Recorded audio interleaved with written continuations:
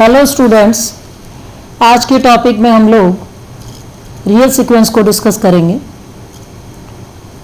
Sequence किसे कहते हैं, रियल सीक्वेंस क्या होती है, सीक्वेंस के पद क्या कहलाते हैं, इसका रेंज क्या होता है, बाउंडेड सीक्वेंस, सुप्रीमम, इन्फिमम क्या होते हैं सीक्वेंस में, लिमिट पॉइंट क्या होता है, और इसके साथ ही लिमिट पॉइंट की एक इम्पॉर्टेंट थ्योरम बोल्ट्जनो-वर्स्टिस थ्योरम को डिस्कस करें।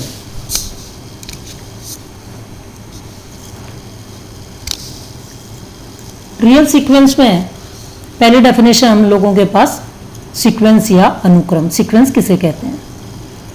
यदि मान लो कि ए एक नॉन एम्प्टी सेट है, तो नेचुरल नंबर का जो सेट n है, इससे ए में परिभाषित सारे फंक्शंस क्या कहलाते हैं? सीक्वेंस कहलाते हैं। ये देखिए, ये फंक्शन क्या है f, ये कहाँ जा रहा है? नेचुरल नंबर से इस नॉन एम्प्टी सेट ए में जा रहा है। ये क्या कहलाता है? ये सीक्वेंस कहलाता है। ये फंक्शन क्या बन गया? सीक्वेंस बन गया। हम लोग रियल एनालिसिस में जहाँ भी सीक्वेंस की बात करेंगे, वहाँ हम लोग रियल सीक्वेंस की बात करेंगे। तो रियल सीक्वेंस किसे कहते हैं?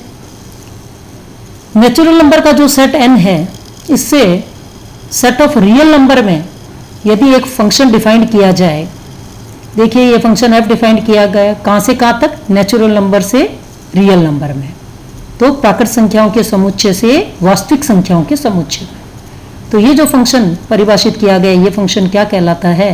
ये फंक्शन रियल सीक्वेंस कहलाता है। ये एक वास्तविक अनुक्रम होता है। अब इसको रिप्रेजेंट किस तरह किया जाता है? मान लो कि x एक ऐसी सीक्वेंस है जो n से r में जा रही है, यानी रियल सीक्वेंस है, रियल सीक्वेंस है। तो n बिलोंग्स टू n का प्रतिबिंब क्या है? इस फॉर्म में लिखा जाता है xn। ये किसको बिलोंग करेगा? r को। n में से जो भी एलिमेंट लेंगे उसकी इमेज कहाँ होगी? r में होगी। तो यदि n बिलोंग्स टू n है तो xn बिलोंग्स टू r। इसको हम क्या कहते हैं? सीक्वेंस का nवां पद कहते हैं। ये क्या कहलाता है? nवां पद कहलाता है। इसको या तो इस फॉर्म xn फॉर्म में लिखते हैं, और दूसरा फॉर्म क्या है? xn। इसको इस फॉर्म में भी दिखाया जा सकता है। इस सीक्वेंस xn को अलग अलग तरीके से लिखा जा सकता है, x1 x2 x3 and so on xn, या x1 x2 x3 xn, या इसकी जो अदर फॉर्म है डिफाइन करने की, या सिंबॉलिक फॉर्म है, वो है हम लोगों के पास ये तीन फॉर्म और हैं। ये मिडिल ब्रैकेट में भी xn लिखें, या इस फॉर्म में लिखें, या मिडिल ब्रैकेट में n going from 1 to infinity लिखें। ये सब क्या है? सिंबॉलिक रूप से हम लोग इसको इस फॉर्म में दिखा सकते हैं, इनके पदों को इस फॉर्म में दिखा सकते हैं। यहाँ x1 x2 x3 xn ये क्या है? अनुक्रम के x1 क्या है? प्रथम पद, x2 क्या है? द्वितीय पद। इसी तरह ये इनके पद कहलाते हैं। मान लो कि xm और xn, ये xm क्या हुआ? mवां पद, xn क्या है? nवां पद। यदि xm का मान xn के बराबर है, यानी mवें पद का मान nवें पद के बराबर है, तब भी ये क्या है? अनुक्रम के अलग अलग पद होंगे, चाहे इनके मान समान हो, चाहे इनके मान समान हो, तब भी अनुक्रम के अलग अलग पद कहलाएंगे। क्यों? क्योंकि इसको हम क्या कहेंगे? mवां पद, और xn को क्या कहेंगे? nवां पद। इसका मतलब क्या हुआ कि अलग अलग स्थानों पर प्राप्त होने वाले पदों को हम लोग अलग अलग मानते हैं, चाहे उनके मान समान ही क्यों ना हो। अब अगला हम लोगों के पास डेफिनेशन के रूप में क्या आता है? पॉइंट आता है अनुक्रम का परिसर या रेंज ऑफ सीक्वेंस किसे कहते हैं? किसी भी सीक्वेंस के अलग अलग पदों का जो समुच्चय होता है वो क्या कहलाता है? उसकी रेंज या उसका परिसर कहलाता है। उसके बाद हम लोगों के पास पॉइंट आता है कि कांस्टेंट सीक्वेंस क्या होती है? अचर अनुक्रम किसे कहते हैं? एक सीक्वेंस ऐसा जिसमें xn का मान क्या है? c है। c क्या है? कांस्टेंट है। ये किसको बिलोंग कर रहा है? रियल नंबर को। तब ये सीक्वेंस क्या कहलाती है? ये अचर सीक्वेंस या कांस्टेंट अनुक्रम कहलाता है। अब हम लोग एग्जाम्पल लें एक। मान लो कि हमारे पास एक सीक्वेंस इस फॉर्म में है, n to r में जा रहा है, set of natural number two set of real number, जिसमें xn का मान क्या है? nवें पद का मान है 4 + 1/2 की पावर n। तो अनुक्रम के पद कैसे निकलेंगे? n बराबर हम क्या पुट करेंगे? 1। क्यों? नेचुरल नंबर कहाँ से स्टार्ट होता है? 1 2 3 एंड सो ऑन इन्फिनिटी। तो हम लोगों को इसकी इमेज देखनी है, किसमें? r में। n के जो भी नंबर्स हैं उनकी इमेज कहाँ होगी? r में होगी। तो हम लोग स्मॉल n इक्वल टू क्या पुट करेंगे? 1 पुट करेंगे तो 4 + 1/2 यानी 9/2। इसी तरह n की वैल्यू पुट करेंगे 2, तो 4 प्लस 1/2 की पावर 2 यानी 1/4। तो 4 प्लस 1/4 एलसीएम लेंगे तो क्या बन जाएगा 17/4। इसी तरह एन की वैल्यू 3 पुट करेंगे तो 1/2 की पावर 3 यानी 8। तो 4 प्लस 1/8 यानी 33/8 एंड सो। ये क्या है, पहला पद है x1 9/2, x2 17/4, x3 33/8 and so. इस तरह हम लोग क्या करते हैं, सीक्वेंस के पदों को निकालते हैं। अगले डेफिनेशन के रूप में हम लोग क्या लेंगे, बाउंडेड सीक्वेंस या सुप्रीम। बाउंडेड सीक्वेंस किसे कहते हैं, सुप्रीमम क्या होता है, इन्फीमम क्या होता है सीक्वेंस में। कोई भी सीक्वेंस एक्सन है ये ऊपर से परिबद्ध कहलाता है कब, यदि एक्सन का परिसर का जो समुच्चय है वो ऊपर से परिबद्ध होना चाहिए, यानी एक ऐसी रियल नंबर एग्जिस्ट करना चाहिए k, ताकि x n is always less than equal to capital K सभी नेचुरल नंबर्स के लिए। तो ये संख्या k जो है वो इस सीक्वेंस का क्या कहलाता है, ऊपरी परिबद्ध कहलाता है। अब ये जब ऊपरी परिबद्ध है तो इसका मतलब नीचे से भी परिबद्ध होगा। तो सीक्वेंस एक्सन नीचे से परिबद्ध होगा कब, यदि एक्सन का परिसर नीचे से परिबद्ध हो। सीक्वेंस कब परिबद्ध होता है, जब इसका परिसर परिबद्ध होता है। तो ये जो सीक्वेंस है वो नीचे से परिबद्ध होगा कब, यदि एक्सन का परिसर नीचे से परिबद्ध हो, अर्थात एक ऐसा नंबर, रियल नंबर जिसको हम कहेंगे, एक ऐसी संख्या स्मॉल k एग्जिस्ट करे कि action is always greater then और इक्वल टू स्मॉल k सभी नेचुरल नंबर्स के लिए। तो ये जो संख्या है स्मॉल k, ये क्या कहलाती है, सीक्वेंस एक्सन का निम्न परिबद्ध कहलाता है।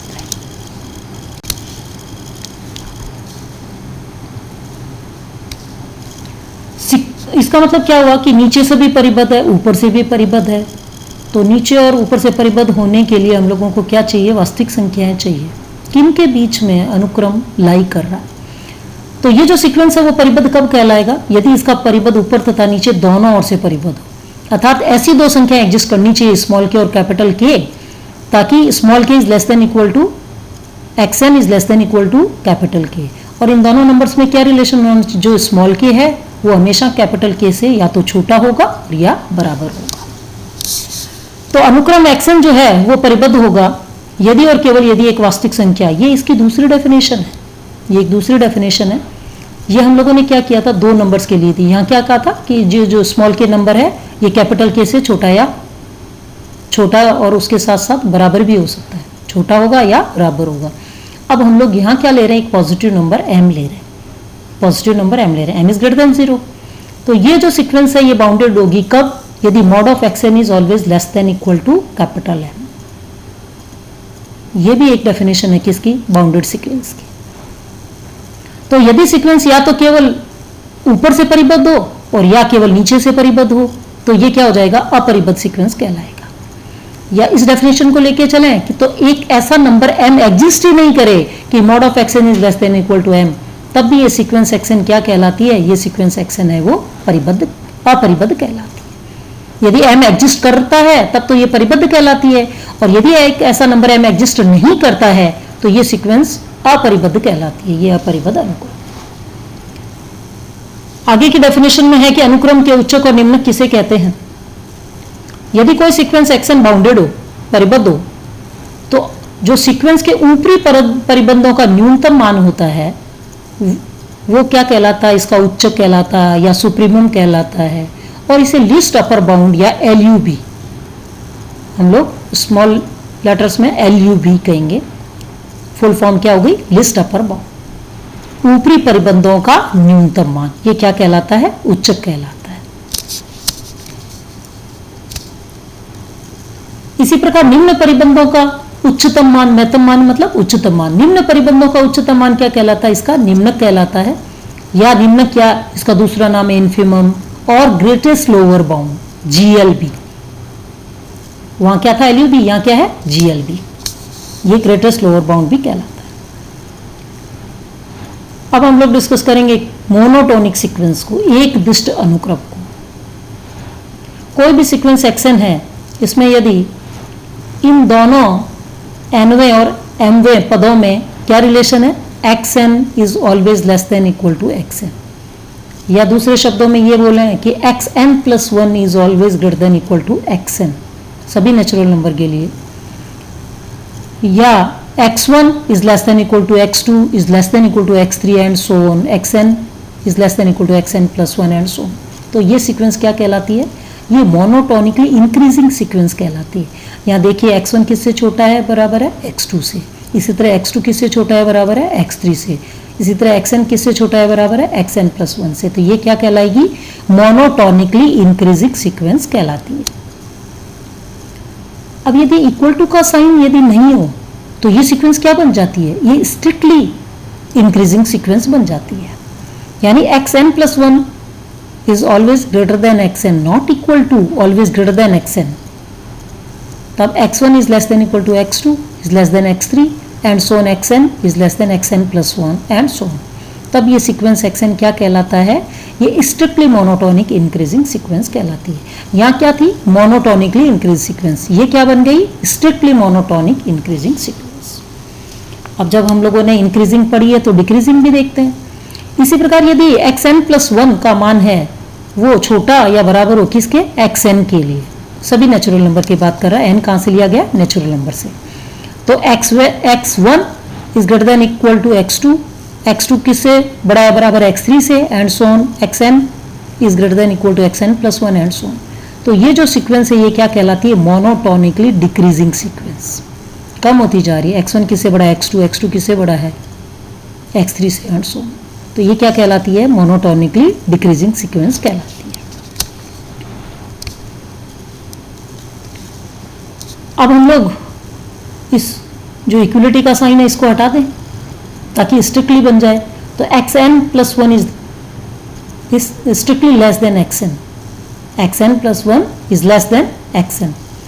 तब ये जो अपनी सीक्वेंस है वो क्या कहलाती है, स्ट्रिक्टली मोनोटोनिकली, यहाँ इंक्रीजिंग नहीं होगा, यहाँ होगा डिक्रीजिंग सीक्वेंस। ये क्या होगा, डिक्रीजिंग सीक्वेंस। या इंक्रीजिंग की जगह आप क्या करेंगे, डिक्रीजिंग कर लीजिएगा। ये क्या है, मोनोटोनिकली डिक्रीजिंग सीक्वेंस कहलाती है। तो एक अनुक्रम एक दिष्ट अनुक्रम कब कहलाता है, मोनोटोनिक सीक्वेंस कब कहलाता है, यदि या तो ये क्या होना चाहिए, मोनोटोनिकली इंक्रीजिंग होना चाहिए और या मोनोटोनिकली डिक्रीजिंग होना चाहिए।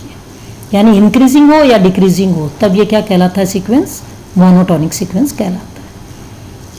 अब हम लोग देखें एग्जाम्पल के रूप में, तो मान लो कि एक सीक्वेंस है n/n+1।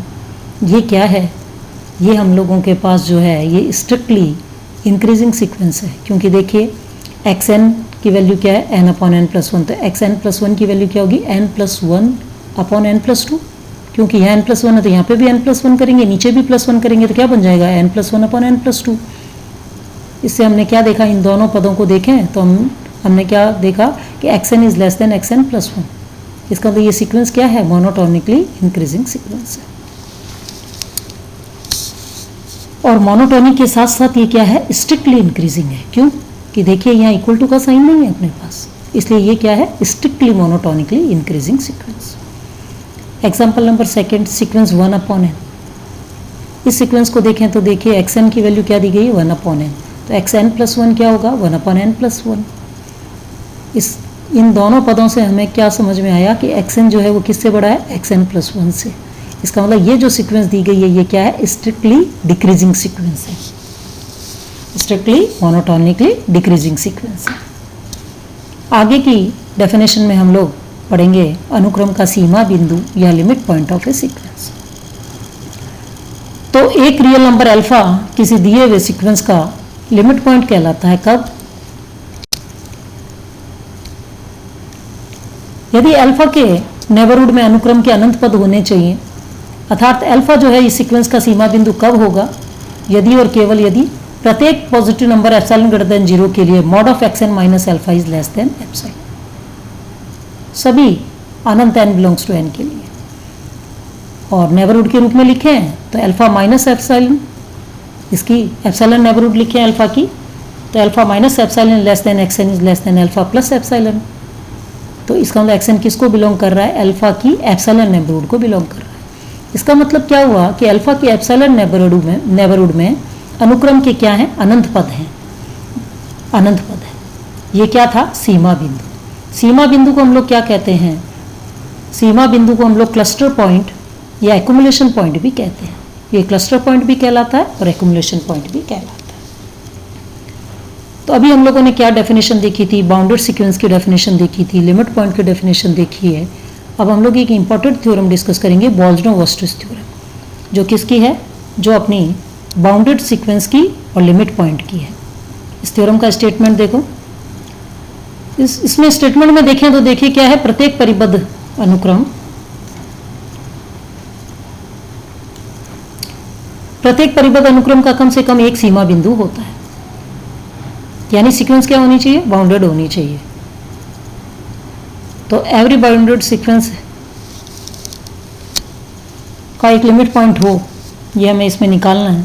सीक्वेंस अपने को बाउंडेड दी है, तो मान लो कि एक्सन जो है वो एक बाउंडेड सीक्वेंस है और ई क्या है, इसकी रेंज है, परिसर है इसकी, यानी ई में वो सभी एक्सन अवयव हैं जहाँ एन कहाँ से लिया गया, नेचुरल नंबर से लिया गया। अब हम लोगों के पास दो केस आते हैं कि ये जो सेट ई है जो परिसर के रूप में लिया है, ये फाइनाइट है या इनफाइनाइट है।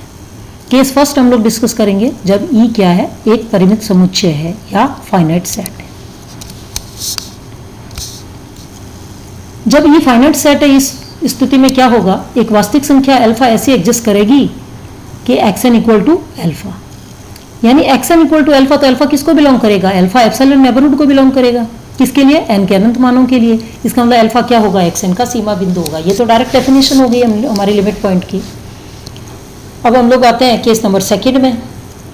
केस नंबर सेकंड क्या है कि जब ई जो है, ये जो रेंज है, ई जो परिसर है, ये क्या है, एक अनंत समुच्चय है, इनफाइनाइट सेट है। अब एक्सन अपने को क्या दिया था, सीक्वेंस क्या दी थी, परिबद्ध थी। जब सीक्वेंस बाउंडेड होगी तो इसका परिसर भी बाउंडेड होगा, परिसर भी बाउंडेड होगा। इसका मतलब क्या हुआ कि ई आर में एक अनंत परिबद्ध समुच्चय है, और हम जानते हैं कि अनंत परिबद्ध समुच्चय का एक सीमा बिंदु होता है। इसका मतलब ई का कम से कम एक सीमा बिंदु होगा अल्फा। मान लो कि ई का सीमा बिंदु अल्फा है, तो अल्फा के प्रत्येक प्रतिवेश में, सीमा बिंदु की परिभाषा से अल्फा के प्रत्येक प्रतिवेश में या नेबरहुड में ई के क्या होने चाहिए, अनंत अवयव होने चाहिए। यानी अल्फा के प्रत्येक नेबरहुड में इस सीक्वेंस एक्सन के अनंत अलग अलग पद होने चाहिए, अलग अलग पद होने चाहिए। क्यों कि सीक्वेंस में अलग अलग पद होते हैं, तो अलग अलग पद होंगे। इसका मतलब एक्सन किसको बिलोंग कर रहा है, अल्फा की एप्सिलॉन नेबरहुड को बिलोंग कर रहा है, जहाँ एप्सिलॉन क्या है, पॉजिटिव नंबर है। किसके लिए, एन के अनंत मानों के लिए। तो डेफिनेशन के अनुसार एक्सन का सीमा बिंदु क्या हो गया, अल्फा हो गया। इसका मतलब चाहे सेट ई जो है, परिसर जो है, चाहे फाइनाइट सेट हो चाहे इनफाइनाइट सेट हो, इसका एक सीमा बिंदु एग्जिस्ट करता है। अब हम लोग एक एग्जांपल लेते हैं। हमें क्या प्रूव करना है कि एक सीक्वेंस दी गई है, सीक्वेंस किस फॉर्म में, n की पावर 1/n। ये सीक्वेंस जो है वो 1 को अभिश्रित होती है, 1 को अभिश्रित होती है, हम लोगों को प्रूव करना है। मान लेते हैं कि एक्सन का मान क्या है, n की पावर 1/n है, और इक्वल टू ले लेते हैं 1 + an, जहाँ an क्या है, कोई पॉजिटिव नंबर है सभी नेचुरल नंबर्स के लिए। तो यहाँ से देखिए n की power 1/n equal to 1 + an। क्या करें, दोनों साइड क्या करें, पावर n ले लें, होल पावर n ले लें। यानी यहाँ पे भी n से मल्टीप्लाई करें, यहाँ पे भी n से मल्टीप्लाई करें, या यूँ कहें कि दोनों साइड हम लोगों को होल पावर n लेना है।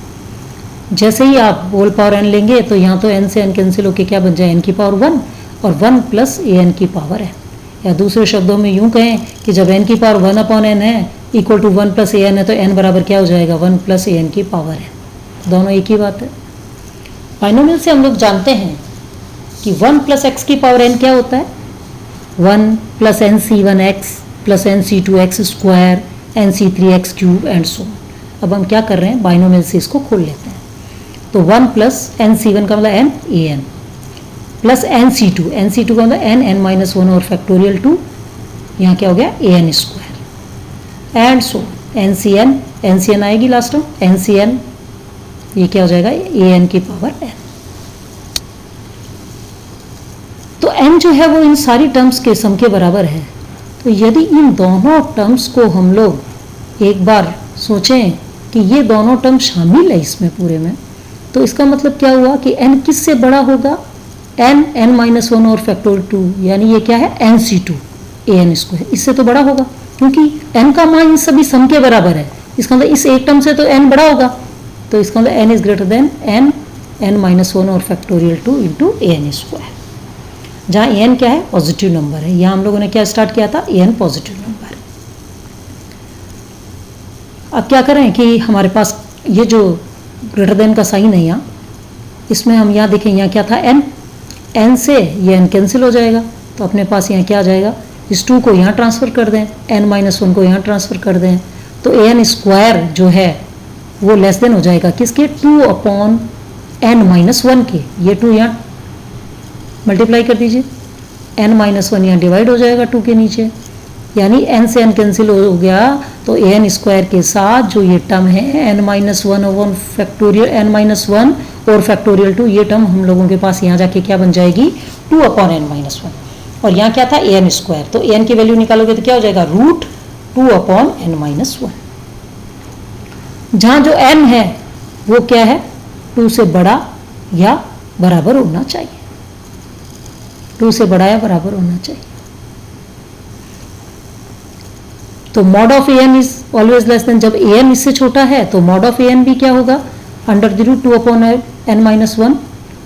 और एक हम पॉजिटिव नंबर ले लेते हैं, मान लीजिए कि एप्सिलॉन से भी छोटा है, एप्सिलॉन से भी छोटा है, तो mod of a n is less than epsilon.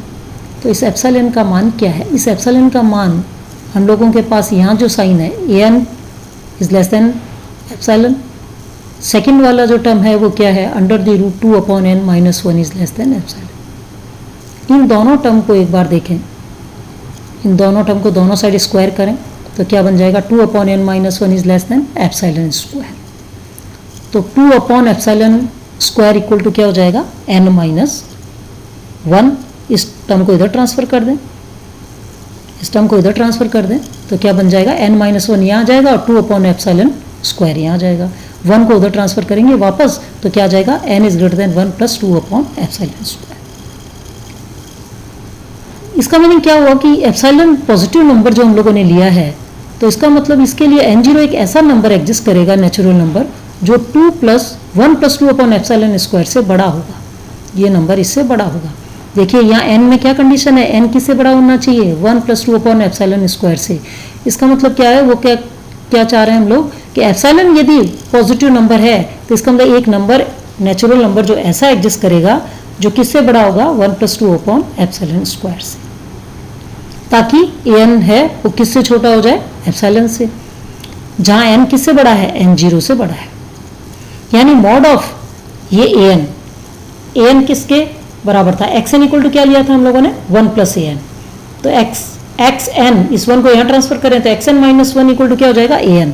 तो मॉड ऑफ xn-1, an की जगह क्या पुट कर दिया हम लोगों ने, क्योंकि xn बराबर 1 + an था, तो an की वैल्यू क्या हो जाएगी, xn-1। तो xn-1 is less than epsilon. Mod of xn-1 is less than epsilon किसके लिए, सभी n ग्रेटर देन n0 के लिए। यानी limit n tends to infinity xn equal to 1। यदि limit n tends to infinity लेते हैं तो xn इक्वल टू 1, क्योंकि एप्सिलॉन क्या है, एक आर्बिट्री पॉजिटिव नंबर है। लिमिट लेते ही ये क्या हो जाएगा, 0, तो ये अपने पास क्या बन गया, 1। इसका मतलब limit n tends to infinity xn की वैल्यू क्या थी, n⁻1/n। तो n⁻1/n ये जो सीक्वेंस है ये किसको अभिश्रित होता है, 1 को अभिश्रित होता है। Okay students, thanks.